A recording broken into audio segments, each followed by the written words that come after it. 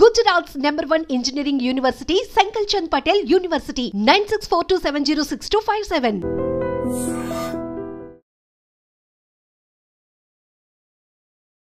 అందరికీ నమస్కారం. నేను Swaroopa Putlapalli. Welcome to trending topic. Donald Trump తీసుకుంటున్న నిర్ణయాలన్నీ కూడా సెన్సేషన్గా మారుతూ ఉన్నాయి. ఇప్పుడు అమెరికాలో విద్యాశాఖను మూసివేస్తూ ఆయన కీలక నిర్ణయం తీసుకున్నారు. ఎగ్జిక్యూటివ్ ఆర్డర్ మీద కూడా సైన్ చేసేశారు.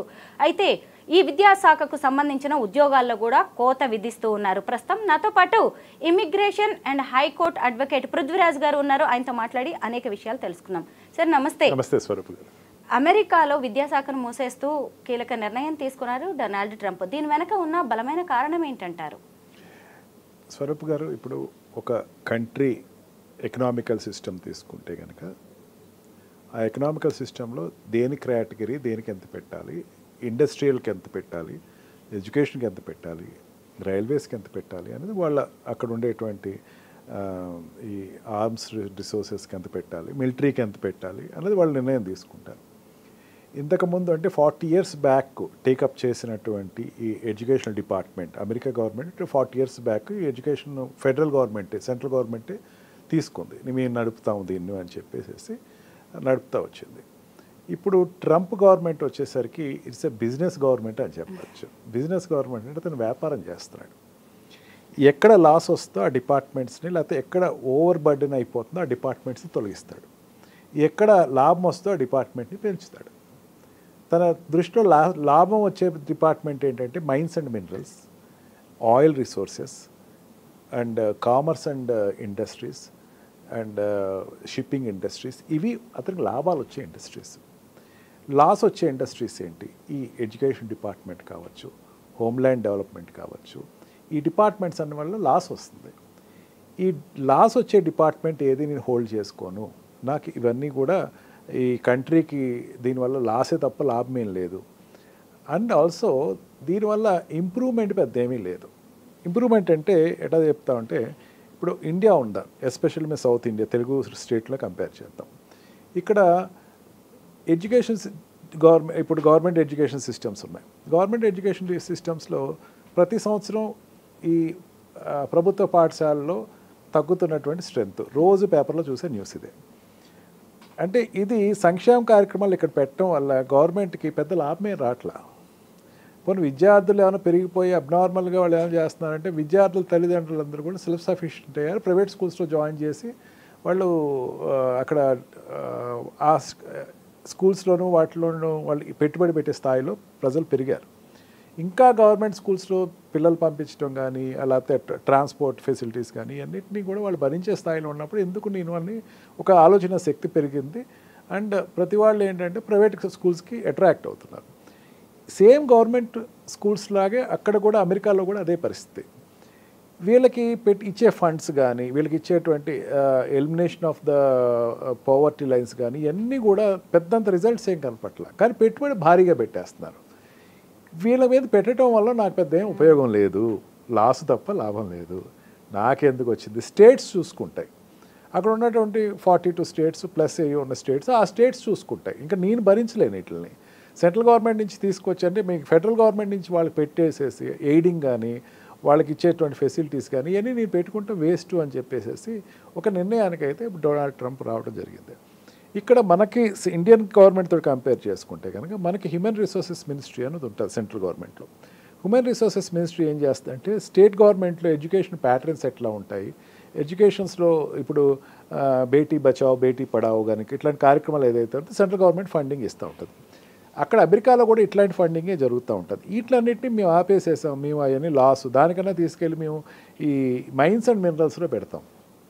మైన్స్ అండ్ మినరల్స్ పెడితే లాభం వస్తుంది, అవి అమ్ముకోవచ్చు, మాకు లాభం వస్తుంది. దీనివల్ల పెద్ద ఉపయోగం ఏం లేదు. అండ్ పెద్దగా పిల్లలు ఏమి డెవలప్ అయిపోయి ఏదో పెద్దగా చదివేస్తుంది, ర్యాంకింగ్ సిస్టంలో చూసుకున్న ర్యాంకింగ్ కానీ పెద్దగా ఏం కనపట్లేదు, దీంట్లో పెట్టి ఏం పెద్ద ఉపయోగం కనపట్లేదు అని చెప్పి డొనాల్డ్ ట్రంప్ ఒక రీసెర్చ్ వచ్చిన అనాలిసిస్ని ఇతను యాక్సెప్ట్ చేసి ఇమీడియట్గా దీని నుంచి నేను బయటకు వచ్చేస్తున్నాను, ఇంకా స్టేట్లో చూసుకోండి. తప్పుకుంటాం అంటే దాన్ని వదిలేయటం అంటే అదేదో అది అబ్రప్ట్గా క్లోజ్ చేయటం, అది హ్యాండ్ ఓవర్డింగ్ టు ద స్టేట్ గవర్నమెంట్స్. అక్కడ ఉండేటువంటి ప్రొవిన్షియల్ గవర్నమెంట్స్కి ఇచ్చేసాడు, మీరు చూసుకోండి, ఇంక నా వల్ల కాదు ఇది, నేను మొయ్యలేని ఈ భారాన్ని అని చెప్పేసి ఇచ్చేయటం అనమాట. అంతేగాని అదేమి it is an business step అని చెప్పచ్చు instead of it's an political step అనే కదా. కానీ డొనాల్డ్ ట్రంప్ పేరుకే ప్రెసిడెంట్ కానీ పక్కా బిజినెస్ మ్యాన్. అంటే ఇప్పుడు దీన్ని మూసేయడం కూడా ఆర్థిక భారం ఎక్కువగా పడుతుంది, నాకెందుకు వచ్చిందిలే అని స్టేట్స్కి అప్పగించేశారు. అయితే మన భారతీయులు చాలామంది అక్కడ చదువుకుంటున్నారు, విద్యాశాఖలో ఉద్యోగాలు చేస్తున్నారు. వీరి మీద ఎలాంటి ప్రభావం పడే అవకాశం ఉందంటారు? ఇప్పుడు ఆల్రెడీ కంపల్సరీ రిటైర్మెంట్ లాగా అట్లాగా రిటైర్మెంట్ డిక్లేర్డ్ రిటైర్మెంట్ అని చెప్పేసి తను ఏదో అడిగాడు. అక్కడ 14,000 మంది ఎంప్లాయీస్ ఉన్నారు, దాంట్లో 6,000 మంది ఆల్రెడీ బయటకు వచ్చేసారు ఈ కంపల్సరీ రిటైర్మెంట్ ప్రోగ్రాంలోను, లేకపోతే హ్యాండ్ ఓవర్ యువర్ జాబ్స్ పాలసీలోను 6,000 మంది వచ్చేసారు. ఇంకా రిమైనింగ్ వాళ్ళు ఉన్నారు, వాళ్ళు వేరే వేరే సెక్టర్స్లోకి దాన్ని అడ్జస్ట్ చేస్తాడు. వాళ్ళ గురించి ప్రస్తుతం అయితే ఇప్పుడేం మాట్లాడాలి, ముందు ఎడ్యుకేషన్ డిపార్ట్మెంట్ క్లోజ్ చేశానని చెప్పాడు. ఇకపోతే అక్కడ ఉండేటువంటి స్టూడెంట్స్ మ్యాక్సిమం అక్కడ ఈ యూనివర్సిటీస్లోకి వెళ్ళే స్టూడెంట్సే మనం ఎక్కువ మాట్లాడుకోవాలి తప్ప స్కూలింగ్కి వెళ్ళేటువంటి పిల్లల గురించి మనం పెద్ద మాట్లాడుకోవాల్సిన అవసరం లేదు. ఎందుకంటే మనకి స్కూలింగ్కి వెళ్ళేటువంటి పిల్లలు ఇండియా నుంచి వెళ్ళరు, యూనివర్సిటీస్ వాళ్ళు ఎంఎస్కి అండ్ ఈ మెయిన్గా స్టెమ్ సిస్టమ్కి వెళ్ళేటువంటి ఎడ్యుకేషన్ సిస్టమ్కి వెళ్ళే వాళ్ళు ఉన్నారు.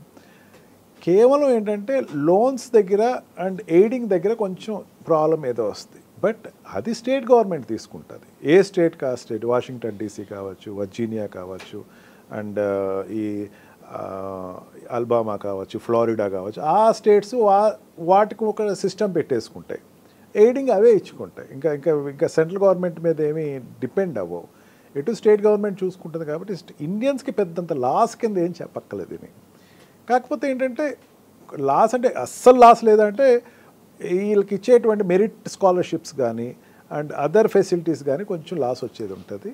అండ్ ఆల్సో అక్కడ ఉండేటువంటి ఎన్ఆర్ఐస్, అక్కడ ఉండేటువంటి గ్రీన్ కార్డ్ హోల్డర్స్, అక్కడ ఉండే సిటిజన్స్ అయినటువంటి ఇండియన్స్ అయినటువంటి అక్కడికి వెళ్ళిన వాళ్ళందరికీ కూడా కొంచెం ఎడ్యుకేషన్ సిస్టమ్ కొంచెం భారం అనిపిస్తుంది. కొంచెం ఆ ఎడ్యుకేషన్కి ఇప్పుడు పెట్టుబడి పెట్టాలి, వాళ్ళు కొంచెం వాళ్ళ జేబులోంచి తీయాలి. ఇప్పటివరకు అంటే ఫ్రీ ఎడ్యుకేషన్ అన్నది అమెరికాలో ఏముందండి, మా పిల్లోడు ఏమి ఖర్చు పెట్టక్కలేదండి, మొత్తం గవర్నమెంట్ చూసుకుంటే దాని సిస్టమ్ పోయి ఇంకా దాన్ని కూడా కొంచెం పెట్టే పరిస్థితి వస్తుంది. ఫ్రీ ఎడ్యుకేషన్ అనేది లేదు అన్నది చెప్పచ్చు. ఇంకా విద్యాశాఖ ఇప్పుడు స్టేట్ గవర్నమెంట్లోకి వెళ్ళిన తర్వాత ఎలాంటి మార్పులు వచ్చే అవకాశం ఉందంటారు సార్?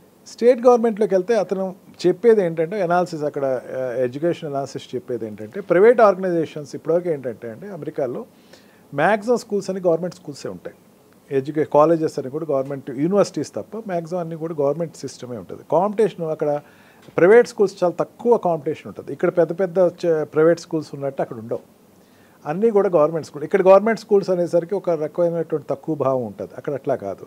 ప్రతివాడు గవర్నమెంట్ స్కూల్స్లో చదువుతాడు, ఎందుకంటే ఫ్రీ ఎడ్యుకేషన్ కాబట్టి అవైల్ చేసుకుంటారు. ఇక్కడ అవైల్ చేసుకోరు, ఇక్కడే ఫ్రీ ఎడ్యుకేషనే కాకపోతే ఇక్కడ ఫెసిలిటీస్ ఉండవు, అక్కడ ఫెసిలిటీస్ బాగుంటాయి. ఏమాత్రం వాళ్ళకు ప్రైవేట్ స్కూల్స్ కన్నా కంఫర్ట్ ఎక్కువ ఉంటుంది. ఇక్కడ నుంచి ఏమవుతుందంటే ఆ ప్రైవేట్ స్కూల్ సిస్టమ్స్లోకి కొంత బిజినెస్ పీపుల్ అనే వాళ్ళు లోపలికి వెళ్ళి ఇంకా అక్కడ వీళ్ళు పెట్టుబడులు మొదలు పెడతారు అనమాట. ఇక్కడ ఇండియా లాగే అక్కడ ప్రైవేట్ స్కూల్స్ డెవలప్ అవుతాయి. ఇక్కడ చదువుకోవడానికి విదేశాల నుంచి వచ్చిన విద్యార్థులు పార్ట్ టైం జాబ్స్ చేయడానికి వీలు లేదు అని ఇచ్చారు కదా, మరి ఇప్పుడు విద్యాశాఖ స్టేట్ గవర్నమెంట్లోకి వెళ్ళిన తర్వాత వాళ్ళు ఏమైనా మార్పులు చేసే అవకాశం ఉంటుందా? ఇప్పుడు ఓపీటీ ప్రోగ్రాము అండ్ ఆల్సో ఈ సిపిటి ప్రోగ్రామ్స్ ఉన్నాయమ్మా మీరు అడుగుతుంది. ఓపీటీ ప్రోగ్రామ్, సిపిటి ప్రోగ్రామ్ యూనివర్సిటీకి సంబంధించింది. ఇప్పుడు స్టేట్ గవర్నమెంట్ ఎంతవరకు ఇన్వాల్వ్మెంట్ అంటే దీంట్లో చాలా తక్కువనే చెప్పచ్చు. ఓపీటీ ప్రోగ్రామ్ అనేది యూనివర్సిటీ ఇచ్చేసినటువంటి ఫెసిలిటీస్ కావచ్చు, లేకపోతే సిపిటీలో వాళ్ళు ఇచ్చేటువంటి ఈ కరికులమ్స్ కావచ్చు, ఇవన్నీ ఏమైనా కొంచెం డెవలప్ అయి ఉన్నాయి సరే ఈ స్టేట్ గవర్నమెంట్ ఇన్వాల్వ్మెంట్ అనేది అక్కడ తక్కువే ఉంటుంది.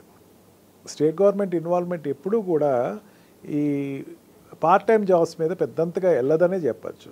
ఎందుకంటే పార్ట్ టైం జాబ్స్ అన్నది కేవలం ఈ యూనివర్సిటీకి సంబంధించింది, లేకపోతే అక్కడ ఉండే ఎడ్యుకేషన్ ప్యాటర్న్కి సంబంధించింది. అందుకని దానికి పెద్ద ఇన్ఫ్లుయెన్స్ ఉండదని నా అభిప్రాయం. Thank you so much sir.